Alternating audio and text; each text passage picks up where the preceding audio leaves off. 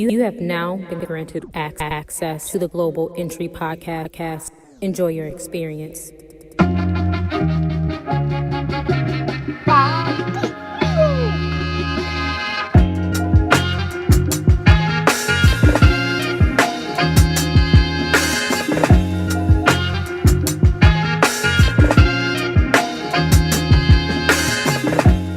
Eustace King. What's up? What's going on, man? How you doing? Good to see you. Welcome to the Global Entry Podcast, man.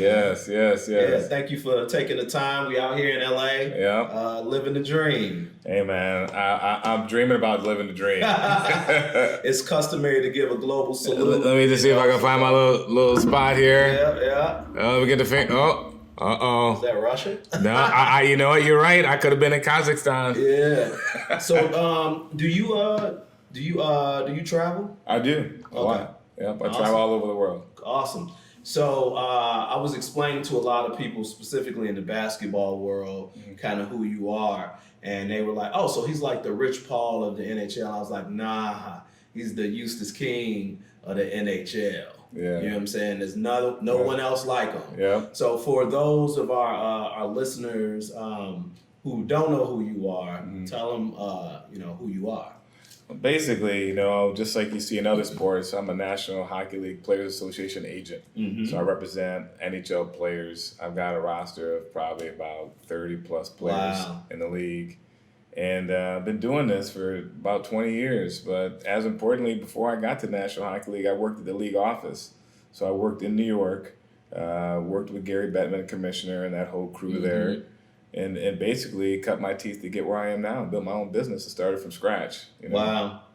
That's pretty dope, man. Yeah. So how does a black man become one of the most influential agents in the National Hockey League, man? Tell us about that. You know what happened is when I was a kid, my mom in Evanston, Illinois, it was a suburb of Chicago. Right. Basically, shout out to the crib. Where Northwestern University is, right?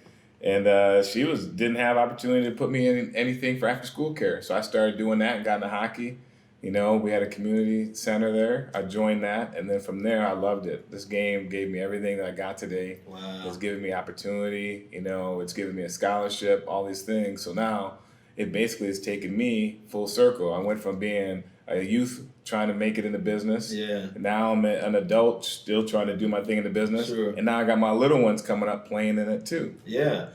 That's pretty cool, man. So how does that Chicago grit and grind, how does that influence kind of your work ethic and how you go about business? Look, I always tell kids that you got to work twice as hard as anyone around you. Yeah. There's no substitute for hard work. So at the end of the day, being in Chicago, I grew up as, a young guy who was independent. My mom was a nurse. My dad was, in the contracting business. Yeah. So my brothers and I, we pretty much ran and did our thing. So we had to learn on our own and do what we need to do to survive. But most importantly, we did it with the right morals and ethics that were given to us by our parents. Sure. Yeah. That's pretty cool. So you came up in an era, though, where MJ was taking the league by storm from an NBA perspective. Yet you gravitated toward hockey. Like, how did that happen? What was kind of like your mindset? Were you a NBA fan while you were, getting into the groove of hockey as well? Like, how did that happen? How did you get introduced to hockey? Well, first and foremost, I loved MJ, watching him and everything that he stood for and what the Bulls stood for during that time. And it's really shaped a lot of my life and the culture in which I try to make my group. It's about, like we talked about, working hard. But getting into hockey for me, like I said, in this center at home called Robert Crown, I joined that, got into there, and then opportunity kept presenting itself. So then I went and played on some teams, and we won a couple national championships. And then next thing you know, it moved me up the ranks into junior hockey, which is before you go to college. Yeah. And I ended up going to school.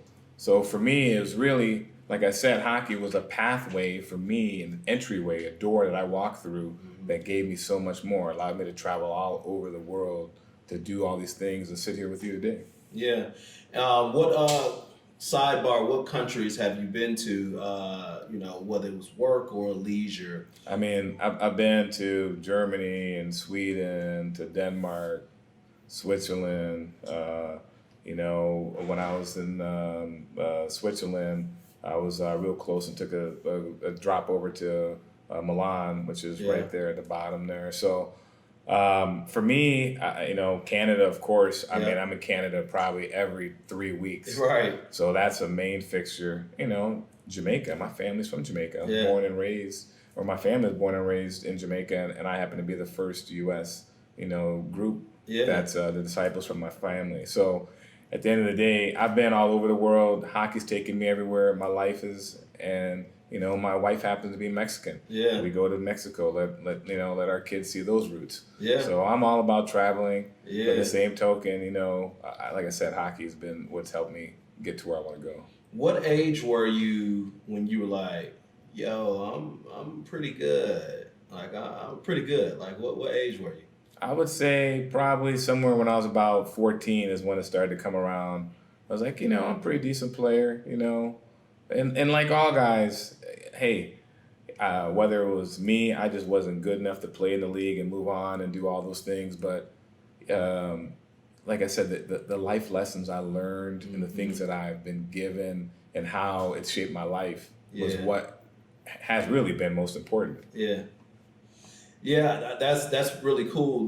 What were some of the lessons that you did learn? Like a lot of parents that I talk to, they're a little weary about letting their kids play sports in general, you know, let alone hockey. What were some of those lessons that were key to you that still resonate with you to this day?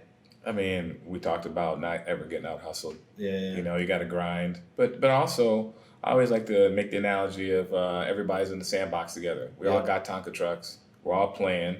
And then who's the most creative? Who's going to push through? Who's the one that's going to say, hey, I'm going to be the alpha? Alpha doesn't always have to mean that you're going to be a mean person or not do things the right way. But it's saying, hey, I'm going to do more than what's prescribed. Yeah. The biggest thing I think parents don't understand, they need to stop coddling their kids, and stop helicoptering and jumping in and helping them. Yeah. Let kids solve things on their own. They'll figure it out. And if they don't, they might not figure it out today, but that lesson will be taught to them and they'll figure it out and learn from it 2 years from now when it really does matter. Man, you dropping what we call jewelry on this podcast. You're dropping gems. So I take it you're not a fan of participation trophies.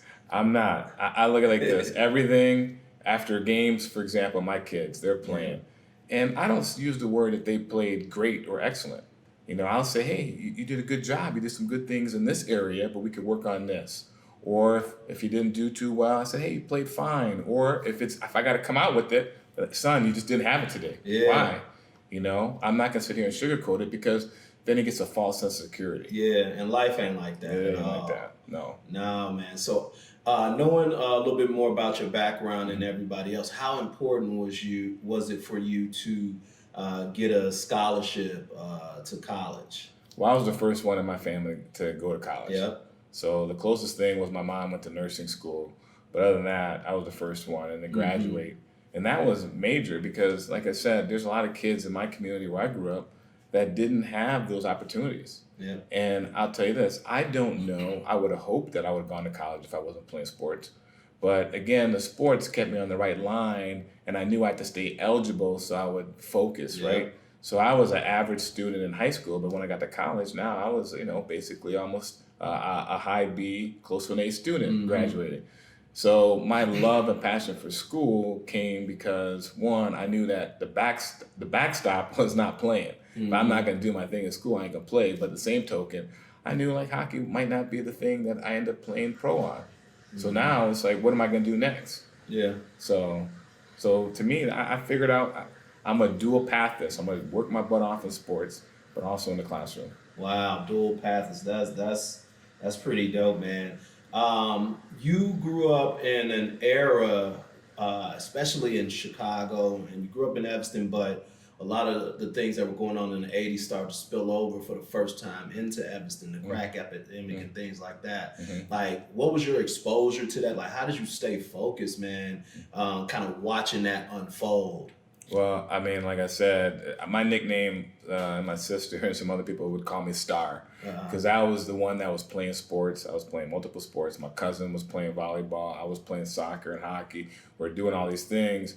And it was kind of one of those things where the inner city kids, you know, were like, oh, we can mess with him. He's an athlete. Yeah. So you had the athlete group, and you had some of the dudes that are a little rough around the neighborhood that would do their thing. And, you know, and they just like, yeah, leave Star alone. He cool. And I learned how to balance these different groups. Yeah. But I'll tell you this, when I was young too, I used to walk to school and I had some people that would bully me. Yeah. And just keeping it real. Like, and it took me a little time before I was able to get the man up and defend myself. And adjust. But, you know, I would have to manage that, right? So, and I tell my kids that now, like, you know what? It's not always easy. There's people, but those same group of guys that were bullies and pushing me around now want to hail me up. Hey, what's up, man? You know, but you know, respectfully, I dealt with it then, and I hold no animosities. Yeah, and I think you bring up a really good point. Like, let us make sure we mention that bullying is a tough thing. However, like, I think based on what you just said and my own personal experiences dealing with it, like, it was so pivotal for to who I became and who I was going to become, to be able to manage that and figure it out, you know. And I think that's something that a lot of these kids kind of are missing. I understand that there are a lot of implications to that, but you brought up a really good point. Shifting gears a little bit, you spent some time going back and forth to Robbins, Illinois. Yeah. What was that like? Robbins, for people that don't know, Robbins is a pretty tough, I guess, I don't even know if you would call suburb of Chicago, but it's a south suburban town that's just gritty and grimy, and it's been that way for a while. So kind of what are some of the things that you took from that type of environment, kind of commuting back and forth, going down there and spending a little time in your youth there? Well, when I was in college, I met a guy named Michon Ellis, and Michon was a football player, got a scholarship. Yeah. And we stayed in the same dorm at Miami University in Ohio.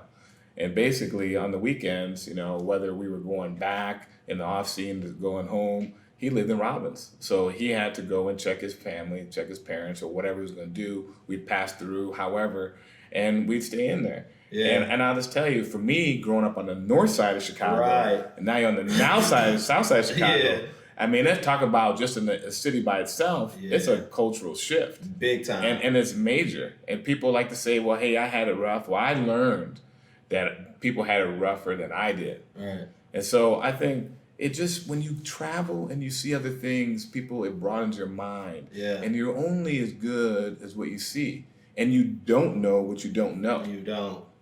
That's real. That's real, man.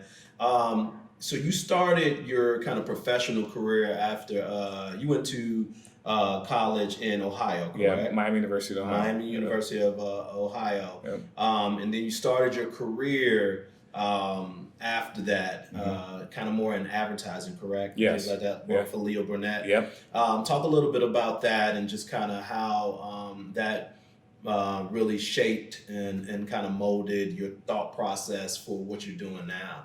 So I went to school and I was a dual major, mass communication and sociology of law. Okay. So after that, because I wanted to go to law school, but I ended up working in advertising for Leo Burnett.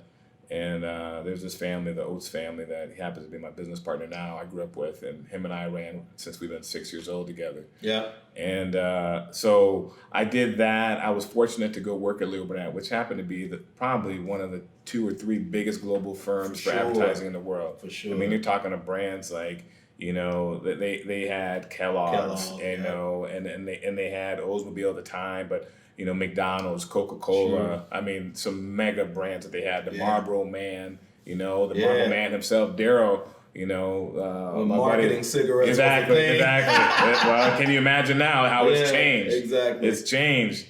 So I did that, but when I came back, I still wanted to be in the community. So I joined this group called, Chicago Puck, Positive Upliftment for Chicago Kids. Mm-hmm. And, you know, we'll talk about this probably a little bit later, but it was an inner city program that helped give non-traditional hockey players the chance to play. Sure. It was almost like your YMCA Boys and Girls Club, but for hockey players. Okay. So I did that, And there was a kid from my hometown in Evanston named Gerald Coleman who was a goalie, and I was a goalie.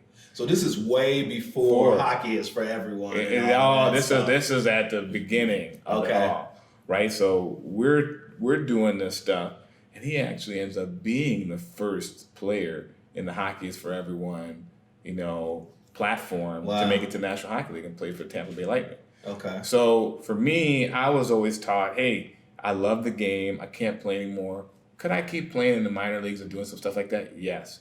But really, my mentor and good friend, good friend now, Jim Oates was like, look, he went to Ohio State. He played. He could have gone on and done this thing in the NFL. But he's like, I'm going to be on the scout team. So go get a job, work, because the equity I'm putting in my career versus the equity I'm putting in a hockey career that's going nowhere wasn't going to get me anywhere. So when you look 5-10 years down the road, well, where are you? It's going to be an imbalance. You're going to be a dinosaur and going the wrong way in hockey versus in business. Now I'm starting to spread my wings. Park that right there, and I want to hop out right there here.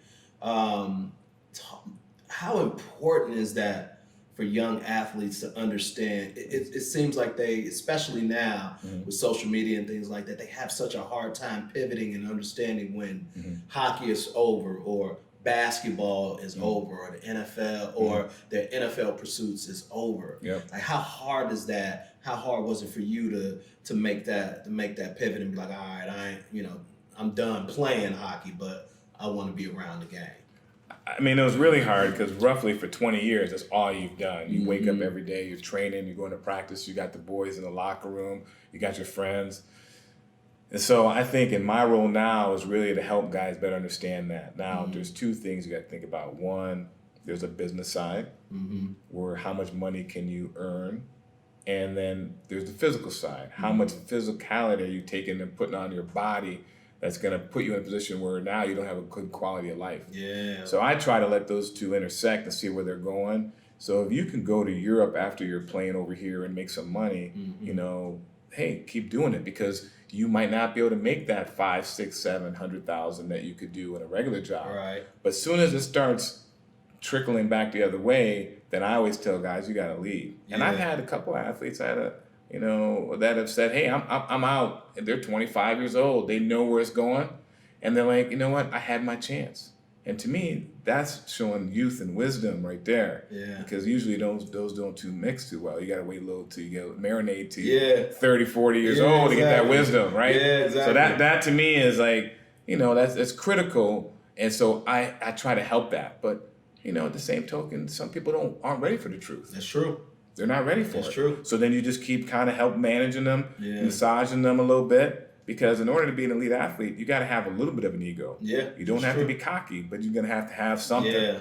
I always tell people. And that people, bet on yourself attitude. 100%. Yeah. Yes. But there is a point where the consensus is, hey, it ain't going to happen. Or the opportunities are going to get less. And that's when you got to start thinking about it.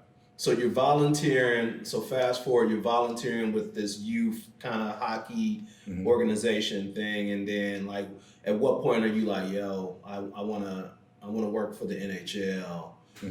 Like, was it an instant pivot, or did you kind of work up to that point where you became, a director on the NHL level? So when I was at Leo Burnett, I was working on the Molson brand, and I was doing Molson's big in Canada. So some of the activation we were doing was tied to hockey. Yeah. But there was a brother named Bryant McBride, who went to Harvard, and he happened to be the first class president at West Point. That's dope. So he was always looking at it. He had the brainchild behind the Hockey is for Everyone Diversity Task Force program.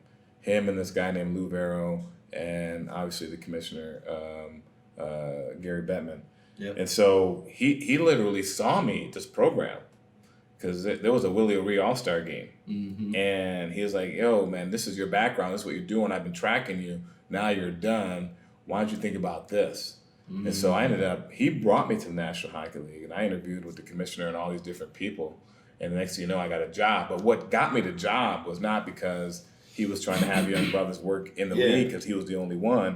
It was that I had this background at Leo Burnett, which was we called it the pit back then, personnel and training. Okay. Like, this was grueling. Like, you go in there and you in the pit, you make it or you don't make it, right? It's one of them things where you work for, 3 to 6 months, and then if you can cut it, then you get a job. If not, then you just intern, you wash out. Yeah. Right? So they know, like, okay, this guy's got a track record, he's got put some work in, he's an athlete, and the mixture was good. Man, that's a pretty crazy journey. Yeah. A lot of people wouldn't have been able to navigate those different twists and turns. So you mentioned some of your other kind of mentors. Was it Jim Oates? Yeah, Jim Oates. And then one of the brothers that was working at the National Hockey League, Brian McBride. Yep. Were there any other mentors along the way that kind of really helped you navigate once you got in the NHL and things like that, or was it drop you in the fire? No, there were people, like one of the main mentors, and I work with him today, and I mentioned him for briefly, was Willie O'Ree. Yeah. And Willie O'Ree, some people call him the Jackie Robinson of hockey, right? And they use that, but really he's the Willie O'Ree of hockey. Right? Yeah. Because it was, it's just a way for people to understand that he's the first black player to play National Hockey League. Sure. He broke in 1958 into the color barrier, broke the color barrier, and was the first player to play. But when I worked at National Hockey League, one of the things, I was in the new business development and marketing side. Yeah. All the Hockey's for Everyone stuff, that was what I was doing, moonlighting in the league as a volunteering in that division. So again, what I was taught was to be a driver and heavy lifter, not to just focus on, okay, I got my job here, my responsibility, but I would have to go to my direct report and say, hey, you know what, the Willie O'Ree event's happening over here. I'd like to go. I'm going to take some time off. So they loan me to this department, right? Yeah. But Willie was a man that was another mentor of mine that really helped me through the league because, as I would say, this man had vision. Man. A lot of vision. And, he always said, there's no substitute for hard work. But at the same token, he was probably in his 60s, and he was still carrying bags. Yeah. And I'm sitting there saying, I'm in my mid-20s, and I'm just starting to carry bags and help out. He's like, man, I've been doing this my whole life. And hockey brought him the things that I'm thinking it's going to bring me. And giving him a future. He lives in San Diego. Yeah. And now ultimately Willie is now a Hall of Famer. Sure. He's a Hall of Famer in the National Hockey League. He also is carried bags and done all these things to help kids, spoke all over the world. Mm-hmm. And then we've got things coming out, like we got a book coming out. We just had the movie called Willie, when it talks about his whole journey and then ultimately becoming a Hockey Hall of Famer. Yeah, he's mentioned in Soul on Ice as well, the documentary that was done too. So you mentioned having vision. Like, at what point in your tenure in the working actually in the NHL, did you be like, okay, I'm gonna pivot and I'm going to become an agent?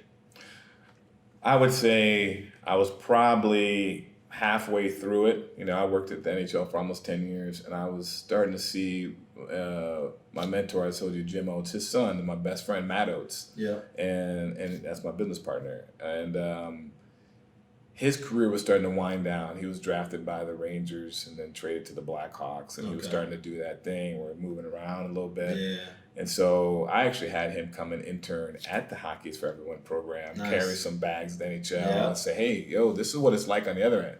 The funny thing is, when I did that, my man went and played for like 2 or 3 more years because he's like, I ain't doing this. He's like, I got to be a better hockey player. Yeah. So that kind of got him on the straight and narrow. But keeping it real, like, we took that full circle, and now Matt and myself were like, all right, I got this vision. We want to build our own agency because a lot of it is mentorship. Yes. I always say that you need 3 to 6 mentors in your life to have success. Yes. And so we found that there were people that we were aligned with, or Matt had an agent, and the guy helped me out as well. And he played in the National Hockey League. But it wasn't that he wasn't a nice person. It's that he didn't have the skill set needed to help us. Yeah. And so we were like, oh, okay, there's something here that's missing. There's a void, And to be honest with you, I wanted to represent the people that were underrepresented. Yeah. And that's looked like me. Yeah. And that's what we did. Okay. what sort of pushback did you receive originally, or what you guys received very well? Like what sort of pushback when you hopped out here and was like, okay, yeah, I'm gonna be representing players, like not only from people inside the organization, more importantly, the people that are now your competitors, and then also because you don't just represent Black players, Exactly. you represent players of all walks and backgrounds. So what was that reception like? Corporate, competitors, and even potential clients. Well, so I got to rise up fairly far in the National Hockey League as an executive, and so I was in a lot of different meetings and got to meet different presidents and owners and different things throughout my career at the NHL. So when I left and started this business, I think a lot of people are like, why are you doing that? You know, you could have just stayed on path at the NHL. But for me, I wanted more, and I wanted to be my own business owner. I wanted to drive my own ship. Gary Bettman's got visions, and he's smart, but I can't really change that unless I have something that's totally revolutionary for him and different. And so we did do some great things there at the NHL, but I wanted my own. And so by doing that, you know, people are like, well, I went, and the competitors at the beginning were like, hey, he's negotiated some big contracts with Best Buy and these other Coca-Cola and Anheuser-Busch and stuff. And some of these contracts, you know, when you look at the full deal, could be back then $30, $40, $50 million in total numbers over the term of the contract. But they were like, hey, he knows how to deal with corporate, but he doesn't know how to work with a person and who's an asset. And I'm sitting there saying, well, all right, let me just keep working on my skill set. So Harvard has a program of negotiation in their law department, so I went and did that. You know, Northwestern has some other stuff, you know. So I was like, all right, I'm gonna go get these certificates and work on getting myself. So now I'm working on negotiating, hard bargaining, and I had already done those things. You know, and I was sociology law. I wanted to go to law school, but for me, I was like, I'm not gonna get outworked. So as hard as my athletes are working on the ice, I'm gonna be working off the ice in the boardroom. And so what happened is that now these people that thought, hey, he couldn't do it, they started seeing us, and we started getting these players that they didn't think we'd ever get. And so now some of these marquee players are like, oh, okay. Oh yeah, I'm gonna mess with this. How quick was that turnaround? I would say the first 2 years we were probably like, man, this is tough, it's tough. And then we had a breakthrough. You know, there's a guy named Jason Allison who stays on. He's not too far from here, but you know, he was a big time first round pick, and was at the time out on a 3-year injury. Right, he had some issues, and so he was coming back. There was a lockout too, so he probably would have been injured for about 2 years. So Jason Allison, then we got, you know, Chris Stewart, and then TJOC. And then, you know, then it started really going to Wayne Simmons, you know, who's been an NHL All-Star, but he was the MVP of the All-Star game too. That's a brother that came through. So for me, I was like, I'm not just going to represent just players of color. Even though that's a passion and division I want. But I wanted to make sure that, you know, white kids, Asian kids, whoever, I wanted high-end hockey talent. That's what I was focused on. Because then I figured the better talent you have, the more leverage you have at the table. So for me, it was about, I want great hockey players, but as importantly, I wanted players with character. Because there's some players that are great hockey players, but they don't got poor character. And you see eventually them having these other issues. And I'm like, no, I want to focus on the dudes that really, you know, you don't have to prod them to get going. You know, you really got to pull them back because they want to play. Ready to go.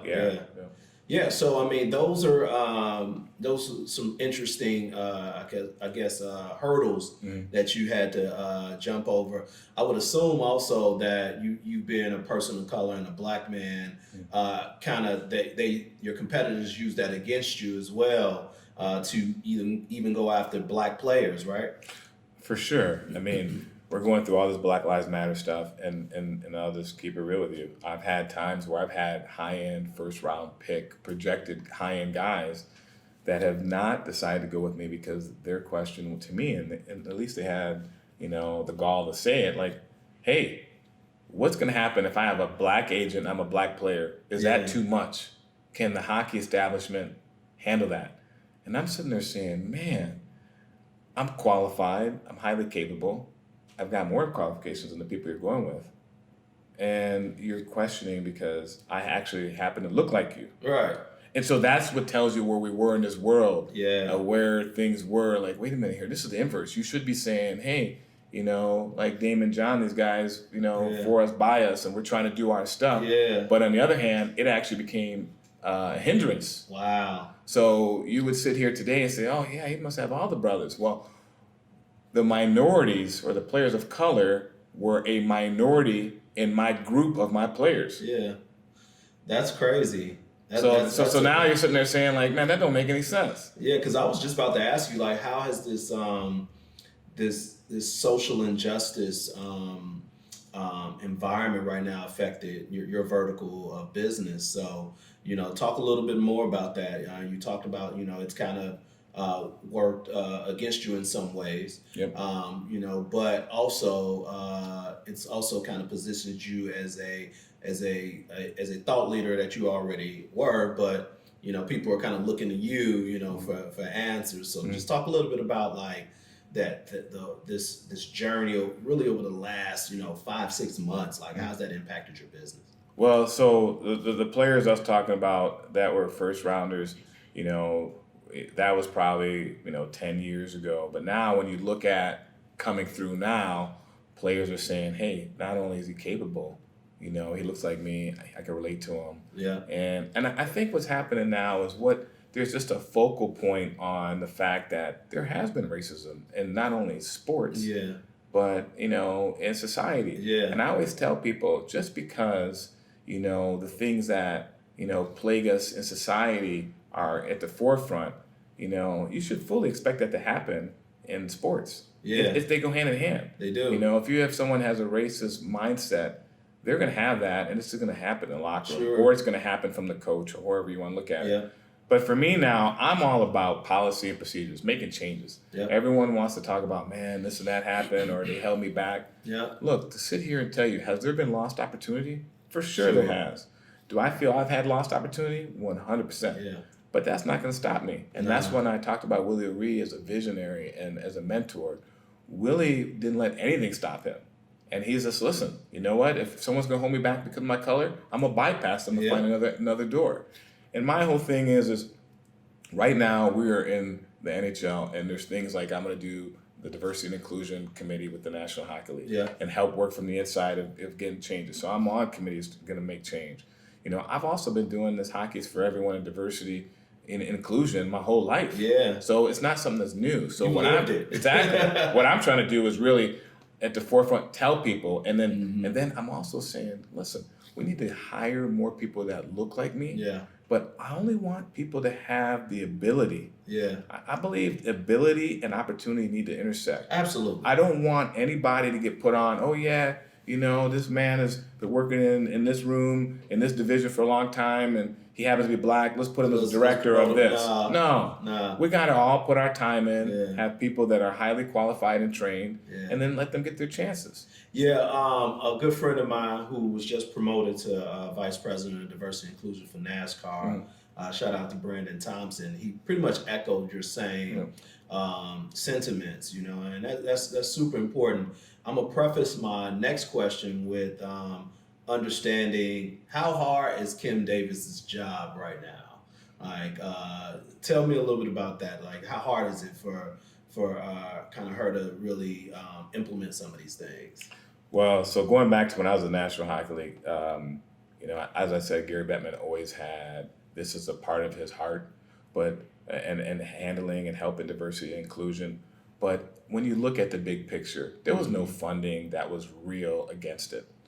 Now, with Kim Davis coming on board, now you have a lady who is highly motivated, Sure. super sharp, Yeah. smart. Yep. She sat at the table at Chase Corporate and all these other big places. So you can't tell her that there's things that she doesn't understand. Now the question is taking what I would say a very conservative sport and implementing some things that aren't so conservative. Yeah. And I'll tell you this, Kim is the best person for it. Sure. Because she knows how to pull a group of people together and get them to listen to her and hear. And I think that now everyone's open to it.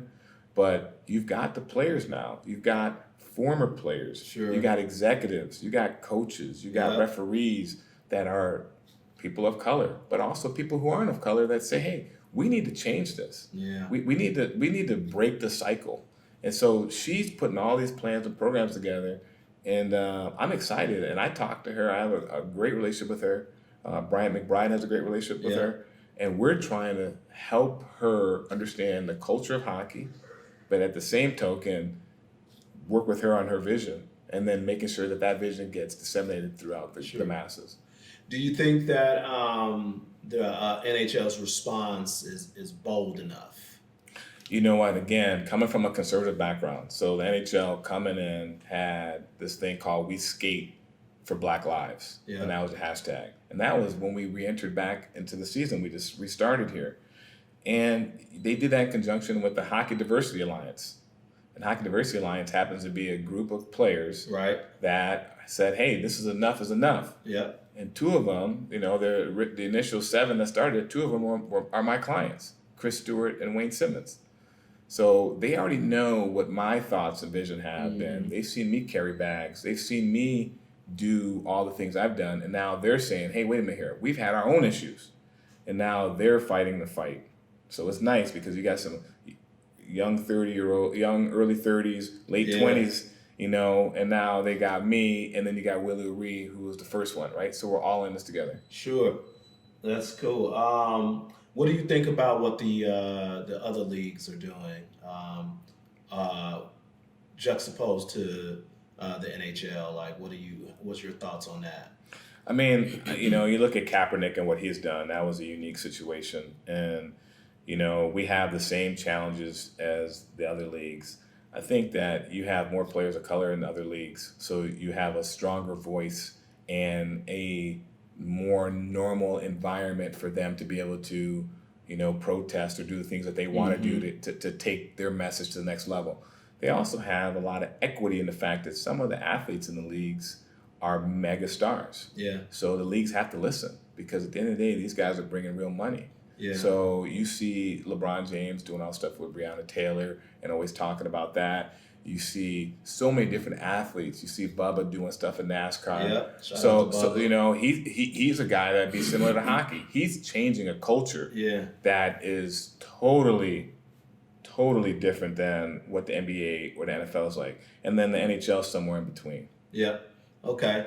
And so like with the NHL, you know, what should their role be in this conversation on race? Or should they be expected to lead at all? Like, what's your thoughts on that?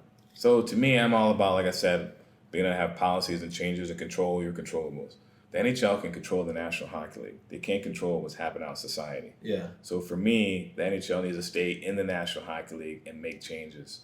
And so we need to be looking at, okay, are we going to be able to have the youth and give them opportunity, track what they're doing? Why are young kids playing? And then why are they leaving the sport? Yeah. Then on the flip side, in the boardroom saying, hey, how do we get more people to be able to, of color at the table, more black people at the table? Because what happens when you go into a boardroom and you have a meeting, what you're going to find out is that there's a certain type of bias or vision. Yep. But the more people of color and black people and women in there, now that voice gets changed because there's an offset that people understand that really is coming through because of their upbringing. Yep, and their experiences. And that's something there. And that's a perfect segue. So your kids play hockey. Yep. Right?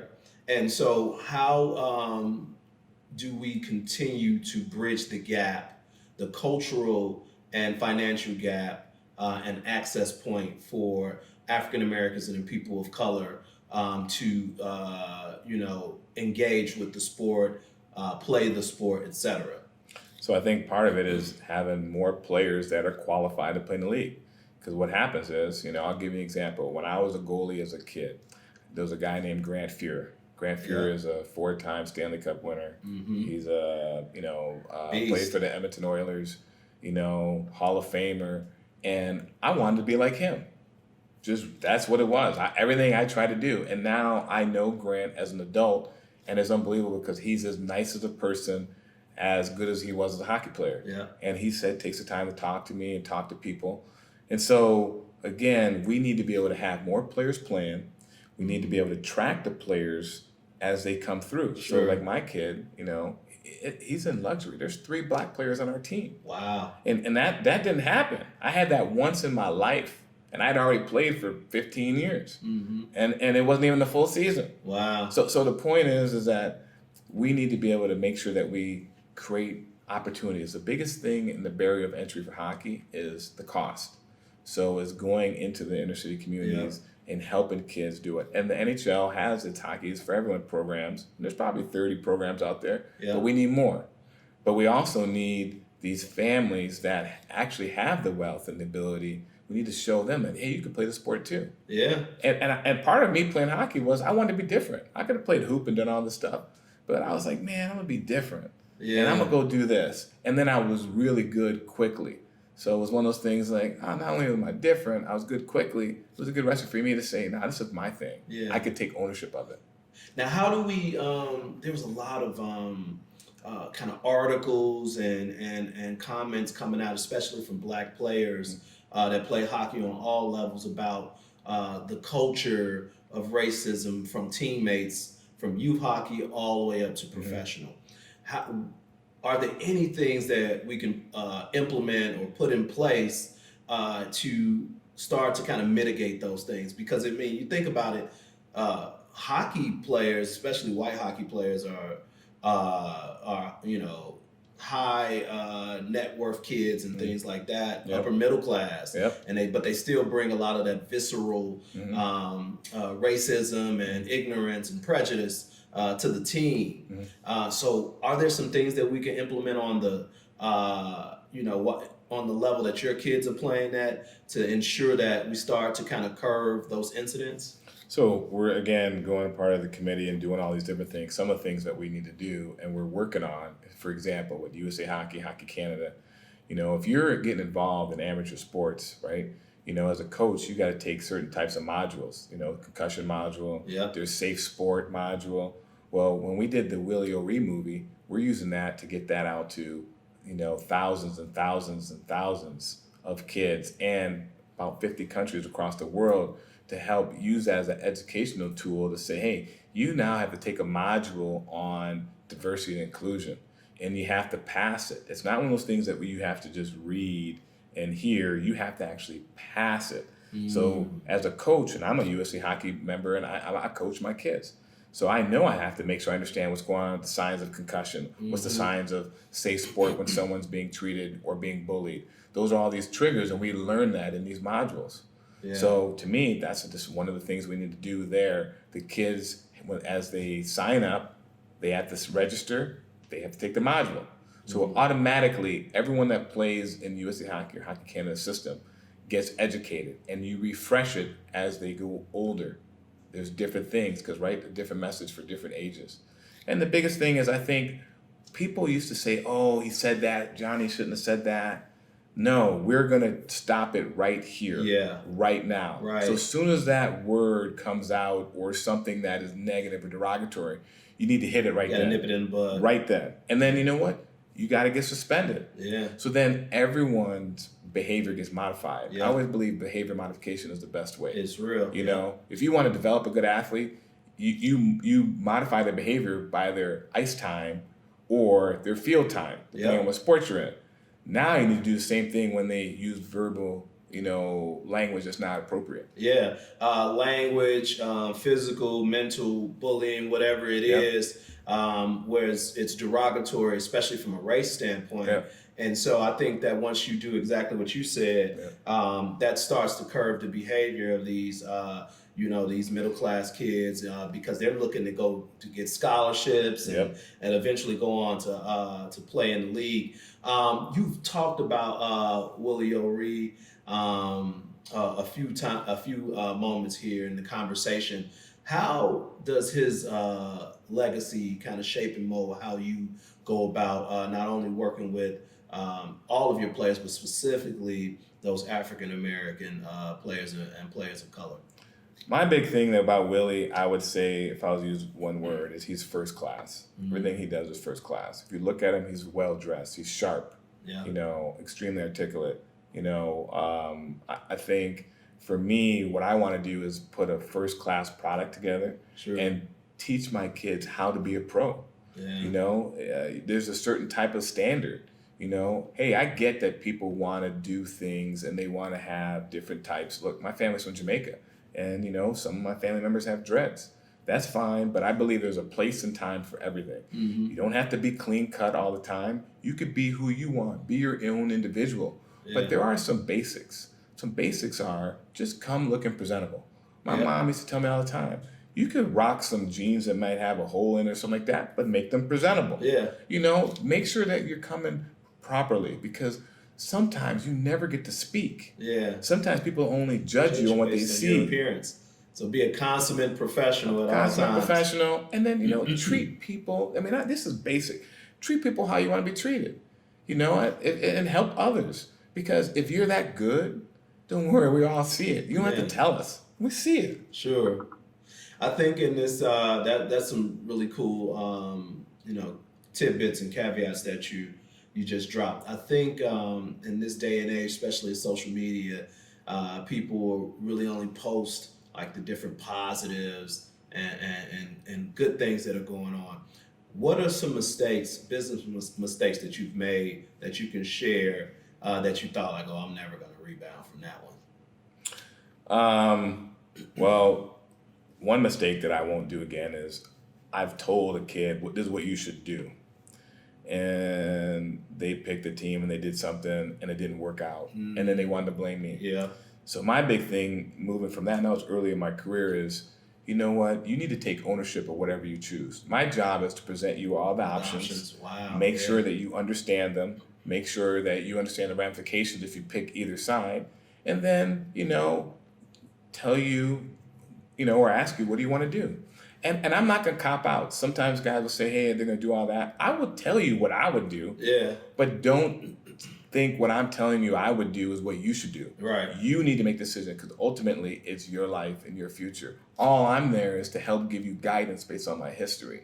So I would say that was probably one of the biggest mistakes I made, But look, there's other mistakes I've made along the way, little things, but I've learned from them. And my biggest thing is, at my age, like, I'm trying to just really bring it together here and make sure that this is all like a fine wine. We tighten it all up, make it breathe, and then we're going to go after it and do what we got to do. We have a lot of listeners in Canada, and actually a few young hockey players in Chicago, from St. Ignatius and things like that. A lot of them will be good, and a lot of them will see this. What separates you from all these other agents that are going to be knocking on their door, trying to have a conversation in their living room?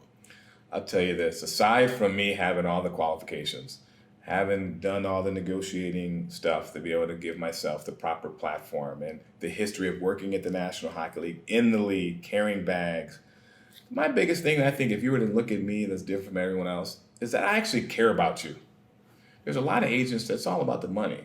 I believe, look, I'm going to get what I'm supposed to get. Now, do I want to make money? For sure I do. But at the same token, I don't want to sacrifice the money for what your future is. My big thing is that if you treat people right, and I do a good job, you're going to go tell your friends.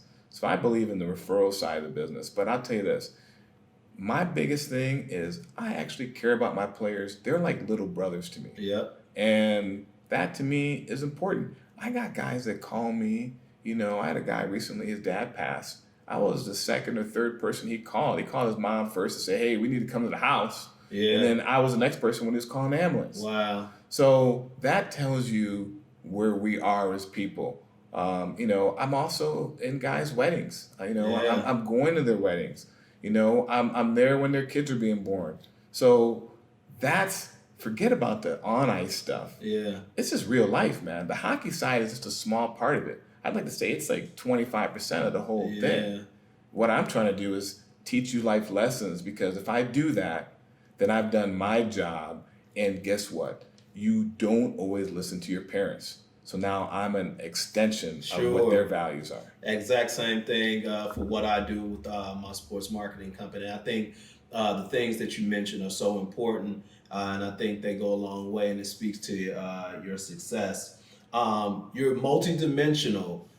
You've recently launched a what we would call in the culture a lifestyle brand called Role, right? Yep. Tell us a little bit about that, man. It's some pretty cool gear. We're looking forward to getting a couple of samples. We're at large, you know. But tell us a little bit about that. Like, what is even the inspiration of that? What is Role? Normally, I would always have my World stuff on. So you look at most of the stuff I always have it on. So World is a brand that was launched, and it really, you know, some old teammates, and they're really the former the key brains behind it. This guy Derek Block and a guy named Jason at Sid Factor, and in essence, it's a brand that's born in hockey. World's a small community up in Minnesota, and the one thing that's unique about World's, like right on the border, exactly, is that there's not one Olympic team, male or female, in hockey that's medaled or won a gold without having someone from War Road in it. Wow. On that team. Really? Yes. In the history of USA Hockey. What they got in the water up there, man? Hey, they got, you know, it's just a small town that produces just real smart people. Wow. And there's this company called Marvin Windows. Everyone's heard of Pella, but there's Marvin. Yeah. And Marvin, they're billionaires, and they're just sitting up in there, this little town of 5,000 people, or whatever it is.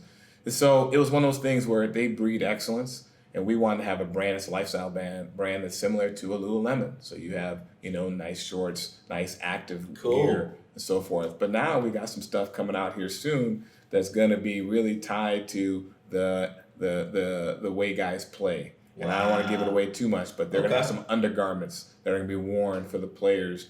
That is going to change the landscape of hockey. And by the way, the poster child, and I can't go without saying because he's the one, is TJ Oshie. He's our, you know, TJ Oshie is a big time stud. Big time. But he's also a good person. I mean, again, talk about a leader, a fierce leader, and a guy who has been respected by his teammates and has won a Stanley Cup.